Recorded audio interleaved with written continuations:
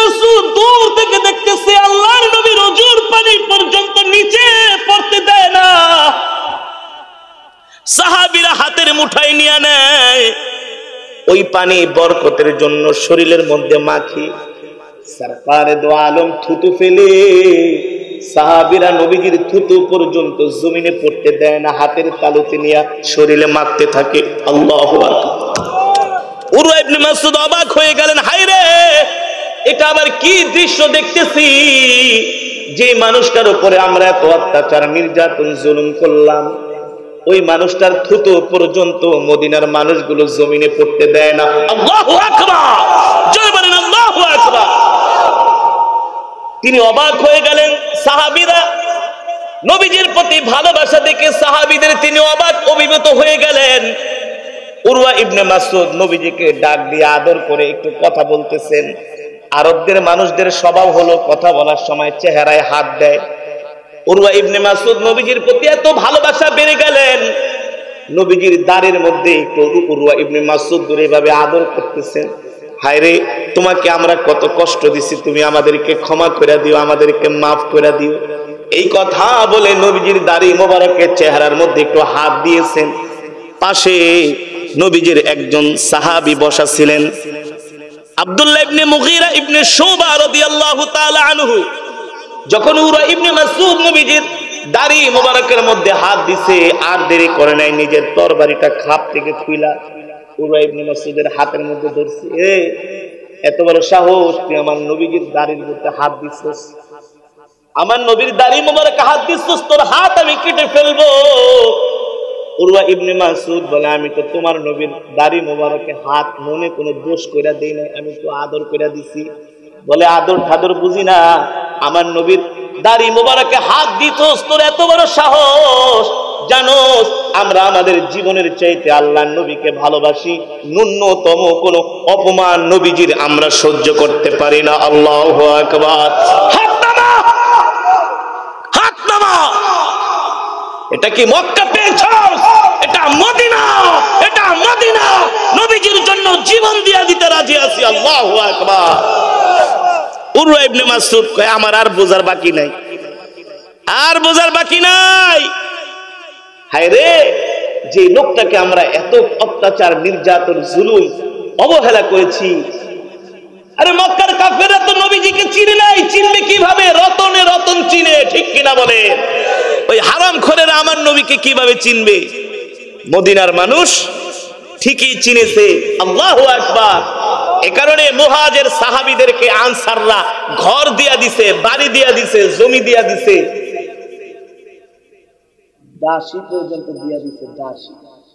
আল্লাহু আকবার। হ্যাঁ, নবীজি শরীরে শিঙ্গা লাগিয়েছেন। শিঙ্গা, শিঙ্গা বোঝেন না? যে বৃষ্টি বের করে শিঙ্গা লাগানো কিন্তু জায়েজ আছে, এগুলা মক্কায় এখনো লাগায়। হিজামা বলে, হিজামা। রক্ত বের হয় শরীর থেকে।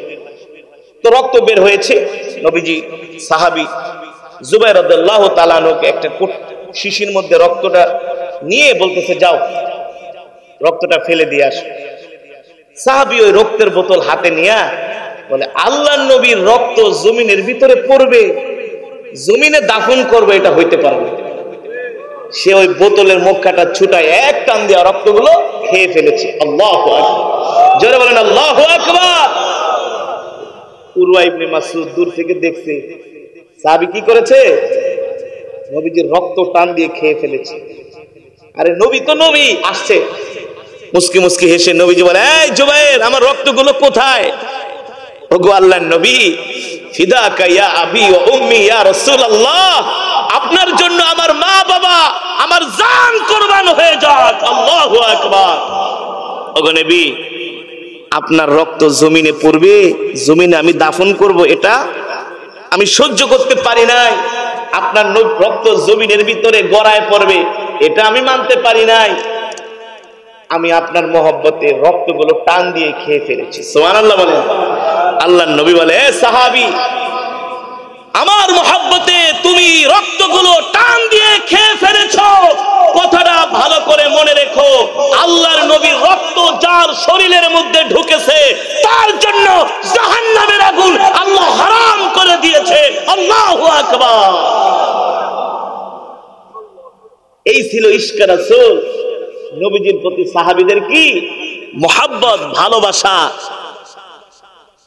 নবীর প্রতি সাহাবীদের কেমন ভালোবাসা ছিল, হাজার হাজার লক্ষ লক্ষ এমন দৃষ্টান্ত আপনাদের সামনে তুলে ধরা যাবে। এই দৃশ্য দেখা উরওয়া ইবনে মাসউদ বলে, ওকে মুহাম্মদ আমাকে এবার বিদায় দাও, আমি মক্কায় যাই। যা দেখছি এটি যে আবু জেহেলকে বললে আর মাথা পুরাই নষ্ট হয়ে যাবে। তবে উরওয়া ইবনে মাসউদ বলে, এই যাওয়া শেষ যাওয়া নয়, আমি আবার আসতেছি, তোমার হাতে হাত রেখে আমি কালেমা পড়ে মুসলমান হয়ে যাব। আরো আস্তে কোন সুবহানাল্লাহ। উরওয়া ইবনে মাসউদ মক্কায় চলে গেছে। সব শয়তানগুলা, বড় বড় শয়তান আছে না, সবগুলা আইছে মক্কা সন্ধ্যার সময় বাইতুল্লাহ। সবার একই প্রশ্ন, এই উরওয়া ইবনে মাসউদ মদিনা থেকে আসছে, কি খবর নিয়ে আইছে, আগে যায় শুনি। কৌতূহলী হয়ে সবাই আসছে। উরওয়া ইবনে মাসউদ থেকে ঘটনা শুনে, কি দেখছো? সব বড় বড় নেতা মক্কার জনগণ এক হয়েছে শোনার জন্য। কারণ নবীজিকে তো তারা এমনি ভালোবাসে, মহব্বত করে। তারা জানে যে মুহাম্মদ সাল্লাল্লাহু আলাইহি ওয়াসাল্লামের মতো এত ভালো মানুষ মক্কার জমিনে আসে নাই আর কোনোদিন। তিনি তো রাহমাতুল লিল আলামিন। আল্লাহু আকবার। সবাই নিয়ে বসছে, কি দেখলা মুহাম্মদ কেমন খাওয়াইছে? মুহাম্মদ যা খাওয়াইছে তোরা 14 গোষ্ঠী এতে তেমন খাওয়াইতে পারবে না। মুহাম্মাদের আতিথেয়তা, মেহমানদারি, আপ্যায়ন অসাধারণ। আল্লাহু আকবার। আমার নবী নিজের না খেয়ে মেহমানদেরকে খাওয়াইতেন, গরিবদেরকে খাওয়াইতেন, এতিমদেরকে খাওয়াইতেন, ঠিক কিনা বলেন? আমার নবী মেহমানদারি এত খাওয়াইছে, ভাতিজা নিজের হাত দিয়া নিয়া বলো কি খারাপ ব্যবহার করে নাই? মনে তো প্রথম তো ভাবছিলাম নাকি আবার প্রতিশোধ নেয়, ধরে নাকি আবার বাইন্দা রাখে, যে তুই আইসোস তোরে পাইছি, তোরে বাইন্দা রাখো, মারো সবগুলারে তরুসিলে আনাও। না, আমার জন্য মুহাম্মদ অভ্যর্থনা দিয়েছেন, আমাকে বুকে জড়িয়ে নিয়েছেন। আবু জেহেল তোমার নামও কিন্তু মুহাম্মদ বারবার জিজ্ঞেস করছে, তোমার নামও জিজ্ঞেস করছে। উতবা সাইবা বলে, বলো কি? বলে হ্যাঁ। এই কথা শুনে মক্কার মানুষগুলো অবাক হয়ে গেছে, এত ভালো মুহাম্মদ। একজন আরেকজনকে, ভালো তো আগের থেকে, এটা আবার নতুন কপাল তো আমাদের পোড়া, আমরা মুহাম্মদকে ধরে রাখতে পারি না। এই যে দেখো না, মারামারি করে, কাটাকাটি করে, কেউ এখন আর মীমাংসা করে দেয় না। এখন আল্লাহর নবীর অভাব তারা হারে হারে টের পাচ্ছে। সুবহানাল্লাহ বলেন, আরো জোরে সুবহানাল্লাহ বলেন। আবু জেহেল তো ওটা শয়তান। হ্যাঁ বুঝছি, কি ঘটনা ঘটছে আগে ওইটা কও। উরওয়া ইবনে মাসউদ বলে, আবু জেহেল রে, ঘটনা বলার আগে আমি তোমাকে একটা কথা বলতে চাই, যদি বাঁচতে চাও এখনো সময় আছে, মুহাম্মাদের হাতে হাত রেখে কালেমা পড়ে মুসলমান হয়ে যাও। আরো জোরে বলেন সুবহানাল্লাহ। শয়তানের শয়তানি কথা আবু জেহেলের। হ্যাঁ বুঝছি, মুহাম্মাদের তোমারে জাদু করছে, বুঝছি, আমি বলছি না যেটারে পাঠামু এটারে মুহাম্মদ জাদু করবে। উরওয়া ইবনে মাসউদ বলে, ফালতু কথা বলিস না, মুহাম্মদ আমাকে জাদু করে নাই। মুহাম্মদের বিনয়তা, ভদ্রতা, আতিথেয়তা, ইসলামের সৌন্দর্য দেখে মুহাম্মদ আমার হৃদয় রাজ্যকে জয় করে নিয়েছে। আল্লাহু আকবার। আবু জেহেল বলে, এত গরম কথা বলো, ব্যাপারটা কি, কি করতে চাও? উরওয়া ইবনে মাসউদ বলে, কি করতে চাই? আবু জেহেল তুই কালেমা পড়ে মুসলমান হবি কি হবি না, মইরা গেলে হবো না, তুই না হস না হ, আমি মুহাম্মাদের হাতে হাত রেখে কালেমা পড়ে মুসলমান হয়ে যাব। আরো জোরে বলেন সুবহানাল্লাহ। আবু লাহাব এমন কি দেখলা? আরে যে মানুষটাকে আমরা এত কষ্ট দিয়েছি, ওই মুহাম্মদ যখন ওযু করে তার ওযুর পানিগুলো তার সাথী সঙ্গীরা জমিনে পড়তে দেয় না, বরকতের জন্য হাতের তালুতে নিয়ে শরীরে মারতে থাকে। সুবহানাল্লাহ বলেন। বলো কি? বলে এটাই শেষ না, আরো আছে। বলে কি করে? মুহাম্মদ যখন থুতু ফেলে তার থুতু পর্যন্ত জমিনে পড়তে দেয় না, তার সাথী সঙ্গীরা বরকতের জন্য ওই থুতু শরীর মোবারকের ভিতরে মারতে থাকে। আল্লাহু আকবার। বলে অবাক হইছো? বলে অবাক মানে কি, আরো অবাক করা ঘটনা আছে। বলে কি? দেখলাম মোহাম্মদ শরীরের ভিতরে হিজামা লাগিয়েছেন, রক্ত বের হয়েছেন, রক্ত ফালাইতে বলেছেন একটা শিশিতে করে। তার একজন সাহাবী সঙ্গী ওই রক্ত পর্যন্ত জমিনে ফালাই নাই, মোহাম্মদের মহব্বতে এক টান দিয়া রক্ত পর্যন্ত খায়া ফালাইছে। আল্লাহু আকবার। উরওয়া ইবনে মাসউদকে মনে করছস কি আর কয়দিন পরে মোহাম্মদ মক্কায় আসতেছে, একটাও বাঁচতে পারবে না। আল্লাহু আকবার। আমার নবী পরে মক্কা বিজয় করছেন কি করছেন না? মক্কার প্রেসিডেন্ট হয়েছিলেন কি হয়েছিলেন না? জোরে বলেন, জোরে বলে। হ্যাঁ, সাহাবায়ে কেরাম রিদওয়ানুল্লাহি তাআলা আলাইহিম আজমাইন নবীজিকে জীবনের চাইতে ভালোবেসেছেন, ঠিক কিনা বলেন? আমরাও সেই নবীর শিষ্য, বিশ্ব নবীর শিষ্য, আমরাও আমাদের নবীজিকে জীবনের চাইতে ভালোবাসেন না? শুধু কি মুখে মুখে না, আমরা নবীজিকে সুন্নতের মাধ্যমে নবীজিকে ভালোবাসি। কিসের মাধ্যমে? সুন্নতের মাধ্যমে। কেউ যদি নবীজির নামে একবার দুরূদ শরীফ পড়ে, হাদিস শরীফের ভিতরে আসছে, বাবা আমি বানায়া বানায়া বলি না, মান সাল্লা আলাইয়া ওয়াহিদান সাল্লাল্লাহু আলাইহি ওয়াসাল্লাম আশারা। কেউ যদি আমার কলিজার টুকরা নবীজির নামে একবার দুরূদ শরীফ পড়ে, আল্লাহ তাআলা তার উপরে 10 বার রহমত নাজিল করে। আল্লাহ তাআলা সাথে সাথে তার 10টা গুনাহ মাফ করে দেয়। এ মুসলমান, কেউ যদি আমার নবীর নামে একবার দুরূদ শরীফ পড়ে, আল্লাহ তাআলা তার 10টা মর্যাদা বাড়ায় দেয়। জান্নাতে যাওয়ার জন্য মালিক তার 10 কদম পথ আগায় দেয়। এখানে শেষ নয়, আমরা যখন কলিজার টুকরা নবীজির নামে দুরূদ শরীফ পড়ি, এই দুরূদের হাদিয়া নিয়া সাথে সাথে ফেরেশতারা মদিনাতুল মুনাওয়ারায় চলে যায়। কলিজার টুকরা নবী বলে, ফেরেশতারা কি নিয়ে আসছো? ওগো আল্লাহর নবী, আপনার পাগল উম্মতেরা আপনার নামে দুরূদ শরীফের হাদিয়া পাঠিয়েছে। নবী আমার চোখের পানি ছেড়ে দিয়া বলে, এ ফেরেশতারা, কোন জায়গা থেকে দুরূদ শরীফের হাদিয়া পাঠিয়েছে? ওগো নবীজি, বাংলাদেশের জেলা সিলেটের বিশ্বনাথের এমন গ্রাম থেকে। রাহমাতুল লিল আলামিন বলে, ফেরেশতারা রে, আমার যে উম্মতেরা আমার নামে দুরূদ শরীফ পড়েছে, আমার এই কলিজার টুকরা উম্মত কোনদিন আমার চেহারা দেখে নাই, আমার গলার আওয়াজও শোনে নাই। আমার চেহারা না দেখে, আমার গলার আওয়াজ না শুনে, আমার কথা শুনে আমাকে মহব্বত করেছে, ভালোবেসেছে। ফেরেশতারা তোরা সাক্ষী। আমার এই উম্মতের নাম কি? বলে, ওগো নবীজি এই নাম। আমার উম্মতের বাবার নাম কি, দাদার নাম কি? বলে এই নাম। এ ফেরেশতা, আমার উম্মতের চেহারাটা একটু আমাকে দেখা।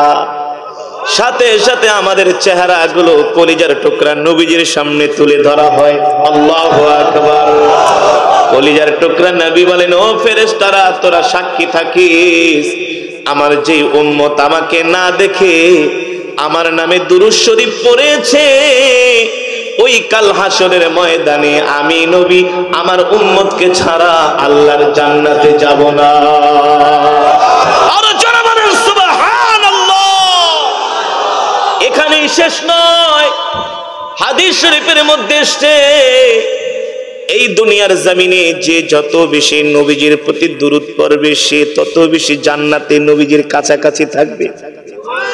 আর যারা বলেন সুবহানাল্লাহ। নবীজির কাছাকাছি সবচেয়ে বেশি কারা থাকবে? হযরত আবু বকর, হযরত ওমর, হযরত ওসমান, হযরত আলী রাদিয়াল্লাহু তাআলা আনহু, ঠিক কিনা বলে? সবচেয়ে নবীজির কাছাকাছি থাকবে। আমরা যখন নবীজির কাছাকাছি থাকব, সিদ্দিক আকবর হযরত ওমর রাদিয়াল্লাহু তাআলা আনহুর সাথে সাক্ষাৎ হবে। ঠিক সম্মানিত হাজিরিন, আজকে তো আমরা নবীজিকে শুধু মুখে মুখে ভালোবাসি, নিজেকে অনেক বড় আশিক রাসূল দাবি করি, কিন্তু সাহাবীরা নবীজিকে মুখে মুখে ভালোবাসে নাই, মুখে মুখে আশিক রাসূল দাবি করে নাই। সাহাবায়ে কেরামের শরীরের মধ্যে তাকাইলে, 3.5 হাত বডির দিকে তাকাইলে আল্লাহর নবীর মহব্বত ফুটে উঠেছে, ঠিক কিনা বলি?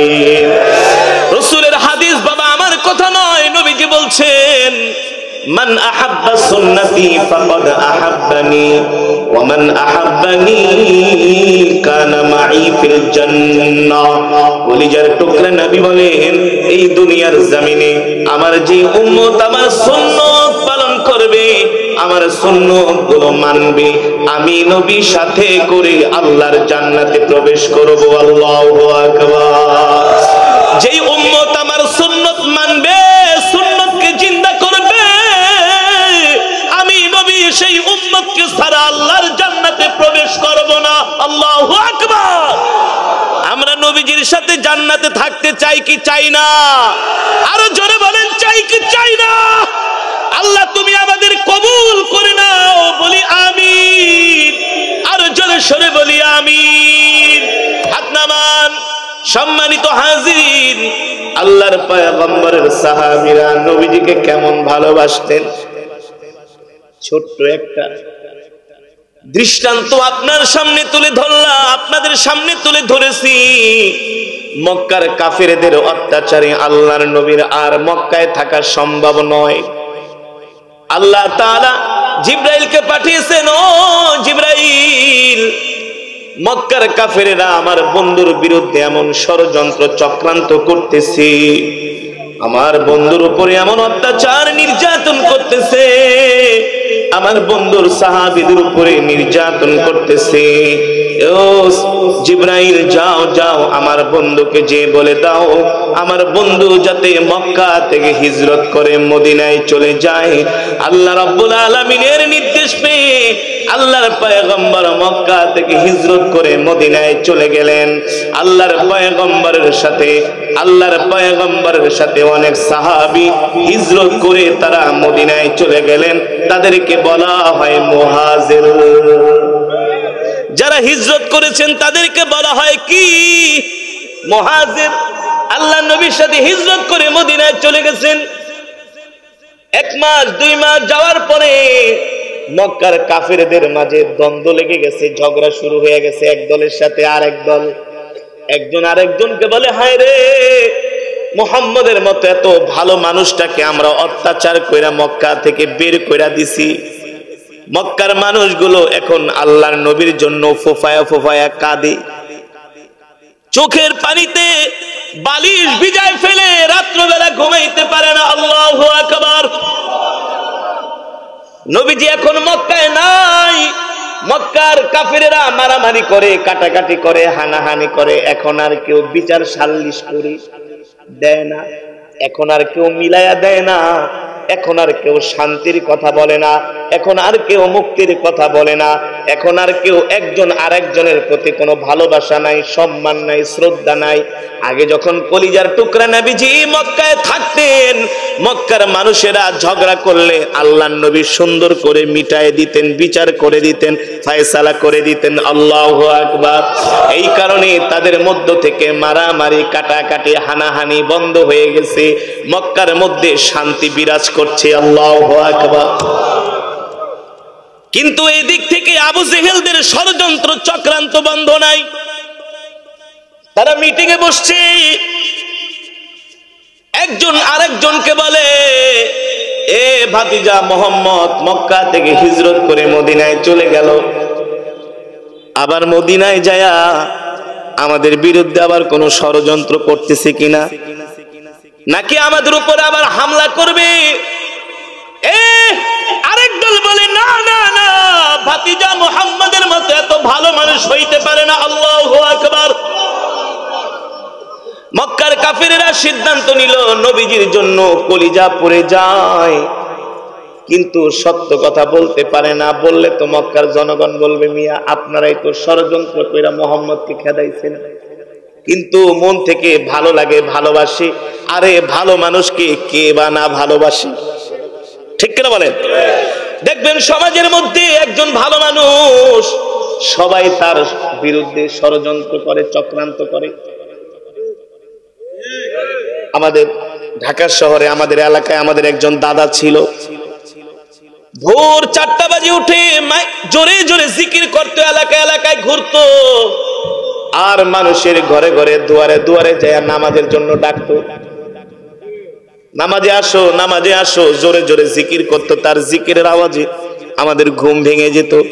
রমজান মাসে সেহরির আগে এত জোরে জোরে রাস্তা দিয়ে হাঁটতো আর জিকির করতো, তার জিকিরের আওয়াজে মানুষের সেহরি খেতে উঠে যেত। এত আল্লাহর ওলি ছিল।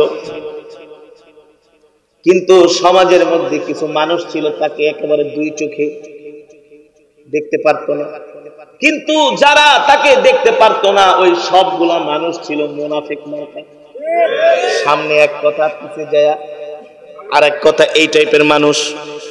তো আমার কাছে এসে একজন মুরব্বী বলতেছে, এই লোকটা পাগলের মতো সব সময় রাস্তা দিয়ে হাঁটে আর চিল্লায়। আমি বললাম, মিয়া মুনাফিকি মার্কা কথা কইেন না, আপনি তো নিজে ঠিক মতো নামাজ পড়েন না, মিথ্যা কথা বলেন। একটা ভালো মানুষের বিরুদ্ধে আপনি মিয়া মিথ্যা ষড়যন্ত্র করেন, যান।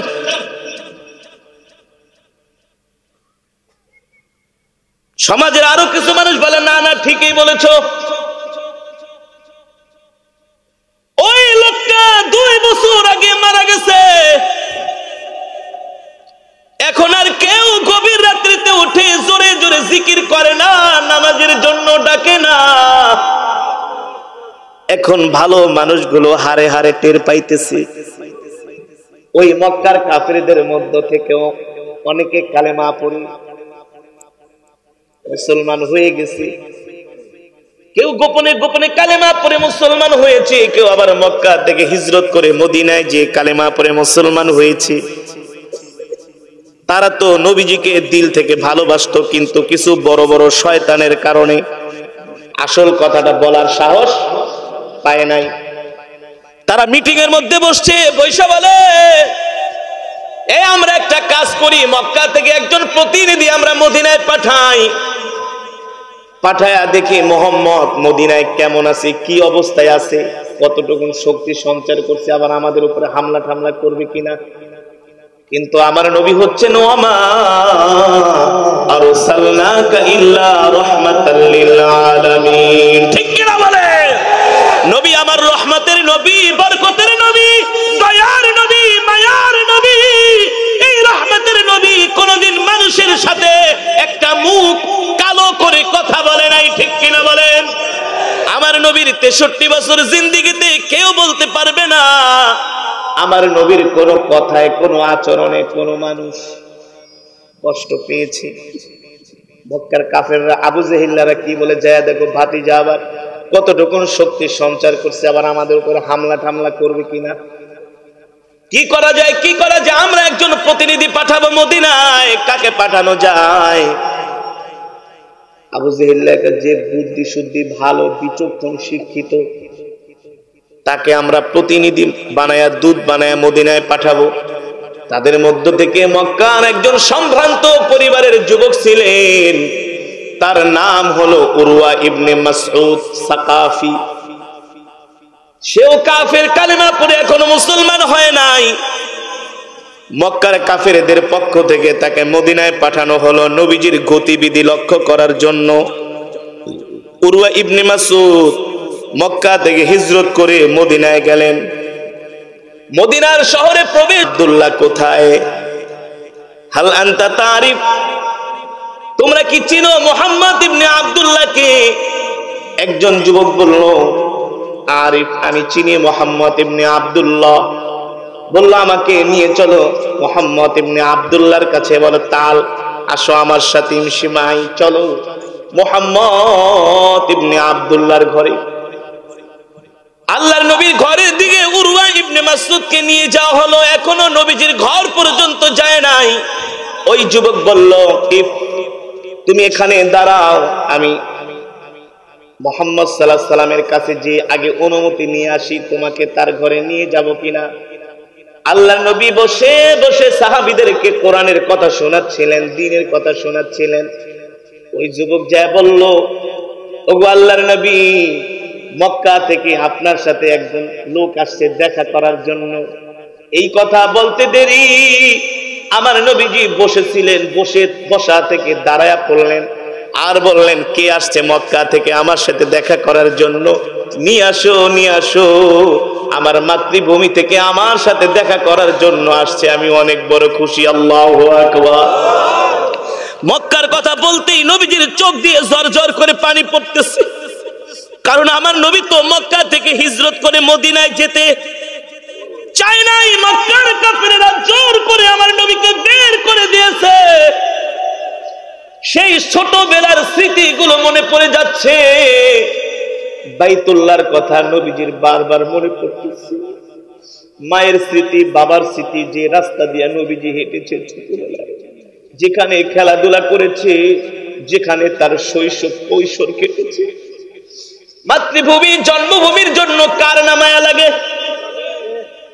আমরা যখন বিদেশে যাই, বিদেশে যায় যখন কোন রাস্তাঘাট চিনি না, বাঙালি চেহারাটা দেখলে ডাক দিই, প্রথম ভয় পাই এটা বাঙালি না আবার সোমালিয়ান, কারণ আমার চেহারাতে পাঁচ মিশালি চিনা যায় না। ভয়ে ভয়ে ডাক দে, ভাই ভাই এদিকে আসেন, ভাই পেলে বুঝা ফেলাই যে এটা বাঙালি। ভাই কোন দেশে বাড়ি? যদি বলে ঢাকার শহরে, ভাই কোন এলাকা? অমুক এলাকা। হাতটা ধরি, ভাই আমার বাড়িও তো ঢাকায়। সেও ঢাকার মানুষ পায় খুব খুশি হয়ে যায়। বিদেশের মাটিতে হয় কি হয় না? দেশের মানুষ পাইলে মায়া লাগে কি লাগে না? ভাই আসেন, আপনি আমার দেশের মানুষ, আজকে দুপুরে আমার বাসায় থাকেন, দুপুরে খান, আমি আপনাকে গাড়িতে উঠাই দিব। আদর করে বাসায় নিয়ে খাওয়ায়, আবার নিজের কাপড়টা পর্যন্ত ধিয়া দিতে চায়। ভাই আসেন, আপনাকে একটু ঘুরায় ঘুরায় দেখাই, মানে দিলের থেকে ভালোবাসা। এটা তার জন্য না, দেশের কারণে, মাটির টানে। আল্লাহর নবী তো মক্কাকে সবচেয়ে বেশি ভালোবাসেন। আল্লাহু আকবার। নবীজি দাঁড়ায় গেলেন, কে আসছে মক্কা থেকে আমার সাথে দেখা করার জন্য? নিয়ে আসো। উরওয়া ইবনে মাসউদ প্রথম ভয় পেয়েছিলেন, মনে হয় মুহাম্মদকে আমরা অত্যাচার করে মক্কা থেকে পাঠাইছি, মুহাম্মদের সাথে দেখা করলে মনে হয় মুহাম্মদ আমার সাথে খারাপ আচরণ করবে, সে তার পূর্ব শত্রুতার প্রতিশোধ মনে হয় আমার থেকে নিবে। এই ভয়ে ভয়ে উরওয়া ইবনে মাসউদ এক পাও আগায় আর এক পাও পিছায়। আল্লাহর নবী তাকে দেখা বলতেছেন, আহলান সাহলান মারহাবান তাইয়িবান, আসেন আসেন আসেন, আপনি আমার দেশের মানুষ, আপনি মক্কার মানুষ, আপনার জন্য আমার দরজা খোলা। আল্লাহু আকবার। উরওয়া ইবনে মাসউদ আল্লাহর নবীর সামনে যাইতে দেরি, নবীজি আগ বাড়ায়া উরওয়া ইবনে মাসউদকে বুকের ভিতরে টাইনা দিছে, জড়ায় ধরছে, চোখের পানি ছেড়ে দিয়ে বলে, আপনারা কেমন আছে? আমার চাচারা কেমন আছে? আমার আত্মীয় স্বজনরা কেমন আছে? এ মক্কার মানুষগুলো কেমন আছে? নবীজি এক এক করে সবার কথা জিজ্ঞেস করতেছেন। সবচাইতে নবীজিকে যারা বেশি অত্যাচার করতেছে তাদের কথা নবীজি বারবার জিজ্ঞেস করতেছে। এই কথা শুনে উরওয়া ইবনে মাসউদের চোখ দিয়ে ঝরঝর করে পানি পড়তে পড়তে চেহারাটা চোখের পানিতে ভিজে গেল। উরওয়া ইবনে মাসউদ বলে, মুহাম্মদ ছাড়ো, আমাকে ছাড়ো। তোমার উপরে যারা সবচেয়ে বেশি অত্যাচার করেছে তুমি তাদের নাম বারবার বলতেছো, তাদের কথা তুমি বারবার বলতেছো, তাদের প্রতি তোমার এত মায়া, এত ভালোবাসা, কিন্তু আমরা তো তোমার প্রতি অত্যাচার করেছি, জুলুম করেছি, তোমাকে দেশ থেকে বের করে দিছি। মুহাম্মদ, ও মুহাম্মদ, এত কষ্ট দেওয়ার পরেও তুমি তোমার শত্রুদের কথা বারবার জিজ্ঞেস করতেছো। ও মুহাম্মদ, ওয়াল্লাহি রব্বুল কাবা, কাবার রবের কসম খায়া বলি, তোমার মতো এত ভালো মানুষ মক্কার জমিনে আসে নাই, আর কোনদিন আসবেও না। আল্লাহু আকবার। জোরে বলেন আল্লাহু আকবার। উরওয়া ইবনে মাসউদ আশ্চর্য হয়ে গেলেন নবীজির আতিথেয়তা দেখে। পরম মমতায় নবীজিকে মেহমানদারি করালেন, নিজের হাত দিয়া খাওয়াইতেছেন বেড়ে বেড়ে। পরম মমতায় খাওয়াইতেছেন। উরওয়া ইবনে মাসউদের চোখ দিয়ে পানি পড়ে। হায়রে, এই লোকটার প্রতি আমরা কতই না অবিচার করেছি, কতই না জুলুম করেছি, কতই না অত্যাচার করেছি, তার বিনিময়ে সে আমাকে কত ভালোবাসতেছি। এত ভালো মানুষের উপরে কিভাবে আমরা নির্যাতন করলাম, জুলুম করলাম। উরওয়া ইবনে মাসউদ একদিন, 2 দিন না 3 দিন পর্যন্ত আল্লাহর নবীর বাড়িতে বেড়াইলেন। সুবহানাল্লাহ বলেন। নবীজি এত আতিথেয়তা, এত মেহমানদারি করলেন। উরওয়া ইবনে মাসউদের হৃদয় রাজ্য নবীজি জয় করে নিয়েছেন ভালোবাসা দিয়ে, ইসলামের মর্মবাণী শুনায়া। আল্লাহু আকবার। ইসলামের সৌন্দর্য দেখে উরওয়া ইবনে মাসউদ অভিভূত হলেন, তার চাইতে আরো বেশি অভিভূত হলেন। আল্লাহর নবী সরকারে দো আলম যখন ওযু করে, সাহাবীরা একজনে নবীজির হাত মোবারকের মধ্যে পানি ঢালে, আর সব সাহাবীরা আল্লাহর নবীর ওযুর পানি, হাত ধোয়া পানি জমিনে পড়তে দেয় না, নিজেদের হাতের মধ্যে নিয়ে শরীরের মধ্যে বরকতের জন্য মাখতে থাকে। আর জোরে বলেন সুবহানাল্লাহ। তাওয়াক্কালু আলাইহি ونعوذ بالله من شرور أنفسنا ومن سيئات أعمالنا من يهده الله فلا مضل له ومن يضلله فلا هادي له ونشهد أن لا إله إلا الله وحده لا شريك له ونشهد أن سيدنا وسندنا وحبيب قلوبنا وطبيبنا ومولانا محمدا عبده ورسوله الذي أرسله بالحق بشيرا ونذيرا وداعيا إلى الله بإذنه وسراجا منيرا أما بعد فأعوذ بالله من الشيطان الرجيم بسم الله الرحمن الرحيم وما أرسلناك إلا رحمة للعالمين فقد قال الله تعالى إن الله وملائكته يصلون على النبي يا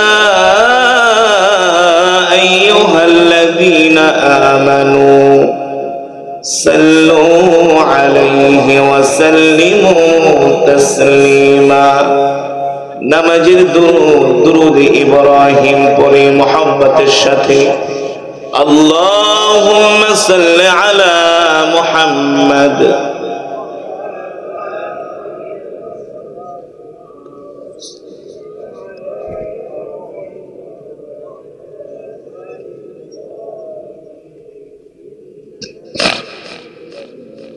দুরূদ শরীফের সাথে কোনো দুশ্মনী আছে? নবীজির সাথে কোনো দুশ্মনী আছে? কিন্তু আপনাদের আওয়াজ শুনে মনে হয় নবীজিকে অত বেশি মহব্বত করেন। আরে ভাই, রাসূলের আশিক তো এমন হওয়া চাই, দুরূদ শরীফের আওয়াজ শুনলে বোঝা যাবে যে নবীজির মহব্বত দিলের মধ্যে আছে। কি মেন পেন কি কোন না কোন, হ্যাঁ? আরে আপনার দুরূদের আওয়াজে বোঝা যাবে আপনি ইশকে রাসূল, হুব্বে রাসূল, ঠিক কিনা বলেন? আপনি নবীজিকে ভালোবাসেন। আপনি কি মনে করছেন দুরূদ শরীফ পড়া? আরে দুরূদ পড়া এটা আপনার আমার জন্য তো অনেক বড় সৌভাগ্যের ব্যাপার মিয়া।